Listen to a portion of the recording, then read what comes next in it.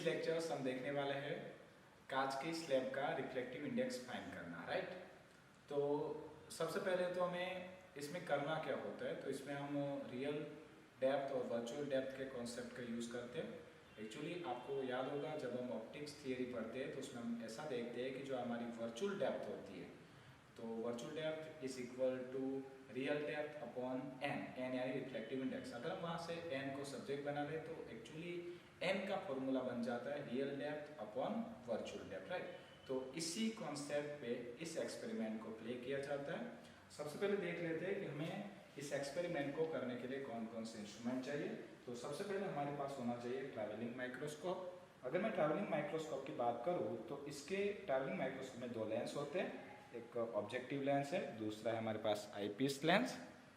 साथ ही साथ हमें जो रीडिंग मेजरमेंट लेने होते हैं वो यहाँ से लेने होते हैं। ये हमारी मेन स्केल है और ये हमारा वर्नियर स्केल है, ठीक है। और अगर हम वर्नियर स्केल पे जो डिविजन्स होते हैं उसको काउंट करते हैं तो हमारे ट्रैवलिंग माइक्रोस्कोप का लीस्ट काउंट होता है 0.001, राइट। और दूसरा, हमें जिस कांच के स्लैब का रिफ्लेक्टिव इंडेक्स फाइंड करना है वो स्लैब भी हमारे पास होना चाहिए। और साथ ही साथ आप यहाँ पे देख सकते हैं कि हमने एक पेपर लिया है, पेपर के ऊपर एक रैंडमली कोई लाइन ड्रॉ करके रखी हुई है और उसको हमने एक्जैक्टली सेट करके रखा हो, ठीक है। याद रखिए कि ये एक्सपेरिमेंट के दौरान ये पेज खिसकना या तो हिलना नहीं चाहिए, केयरफुली उसको ध्यान रखना है। चलिए, तो सबसे पहले हम क्या करने वाले हैं, ट्रैवलिंग माइक्रोस्कोप की मदद से यहाँ पे मतलब ऐसा स्केल अरेंज करेंगे कि यहाँ पे जो खींची हुई लाइन है वो हमें एकदम क्लियर दिखनी चाहिए, ठीक है। तो सबसे पहले मैं देख लेता हूँ, फिर आपको दिखाएंगे कैमरे में, ठीक है। चलिए,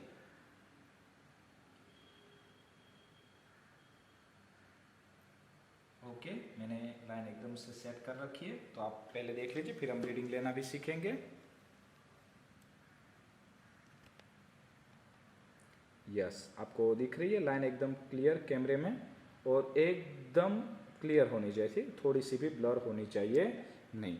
जैसे आपको वो लाइन एकदम क्लियर दिखने लगती है उसके बाद क्या करना है, आपको रीडिंग लेना होता है। तो आप यहाँ पे फोकस करिए। यहाँ पे हम देख सकते हैं कि हमारा जो मेन स्केल है तो इसका ज़ीरो हमारे मेन स्केल के अप्रोक्स मेरे हिसाब से 1.8 के थोड़ा सा ऊपर है, ठीक है। तो हमारे जो मेन स्केल है उसका रीडिंग हो गया 1.8, और फिर हमें देखना है कि हमारा जो वर्नियर स्केल का जो डिविजन्स है वो कौन सा मैच हो रहा है।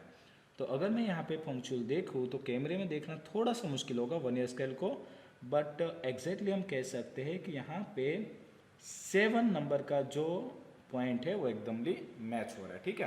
तो चलिए देख लेते हैं, इसके कैलकुलेशंस भी मैं आपको सिखा देता हूँ। तो हमने देखा कि हमारा जो लाइन ऑन पेपर था उसमें जो मेन स्केल रीडिंग था वो था 1.8। हमारा 7 नंबर का वर्नियर स्केल इसमें अटैच हो रहा था, तो इसको आपको लिस्ट काउंट के साथ मल्टीप्लाई करना है। और जैसे आप मल्टीप्लाई करोगे तो सपोज इसका रिजल्ट आया 007, इसका 0 लिख देंगे हम, और फिर हमें इनका सॉरी फाइनल रीडिंग निकालना होता है। तो ये हो गया 1.807, ठीक है। ये हमारा रीडिंग आया। उसके बाद हमें क्या करना होता है कि इसको ही मतलब कि इसी लाइन को हमें स्लैब रख के ट्राई करना होता है। बट इस टाइम पे ध्यान रखना बच्चा पार्टी, आपको इस स्क्रू को ज़रा भी नहीं हिलाना है। एक बार हमने इस स्क्रू को सेट कर दिया उसके बाद हम इसको मूवमेंट देते नहीं है। अब हमें क्या करना है, पूरी ये जो स्लीट है उसे मूव करनी है। अब इसे मूव करने के लिए हमारे पास दो रास्ते होते हैं। पहला होता है ये स्क्रू, बट याद रखिए ये जो स्क्रू होता है उसकी मदद से ये जो ट्रैवलिंग माइक्रोस्कोप है वर्टिकली मूवमेंट करता है, बट काफ़ी स्लाइडली मूवमेंट करता है। तो इतनी मूवमेंट में हमारा काम नहीं बनेगा। तो हम क्या कर सकते हैं, इसको डायरेक्टली ऐसा ऊपर उठा सकते हैं और पंक्चुअलिटी के लिए हम इस स्क्रू को यूज़ कर सकते हैं, ठीक है। तो चलिए पहले मैं रीडिंग लाता हूँ, फिर आपको हम दिखाएंगे, ठीक है।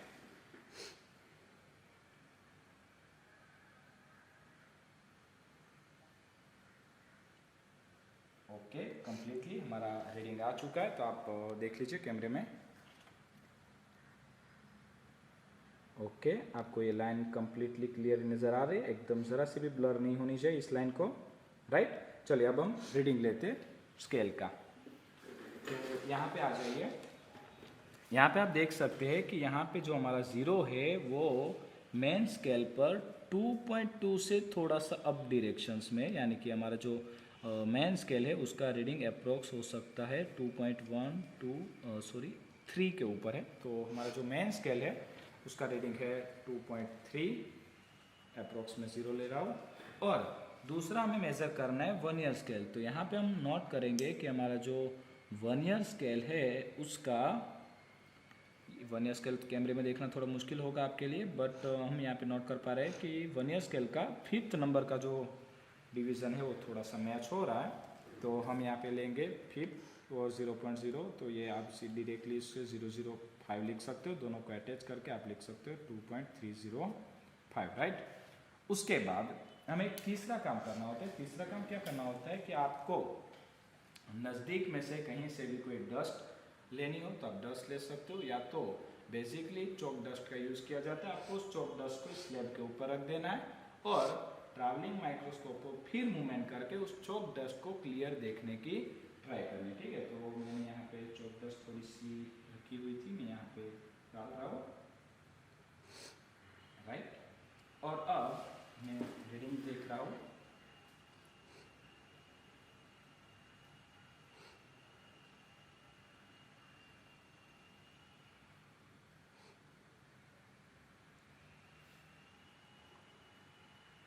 यस, ये जो चौक डस्ट है मुझे एकदम से क्लियर लग रही है। ऊपर इसे पंक्चुअल करने के लिए मैं ऊपर के स्क्रू को यूज़ करूँगा, ठीक है। ओके, आ जाइए, हम चौक डस्ट को एकदम क्लियरली देख पा रहे हैं। देख लेते हैं कैमरे में।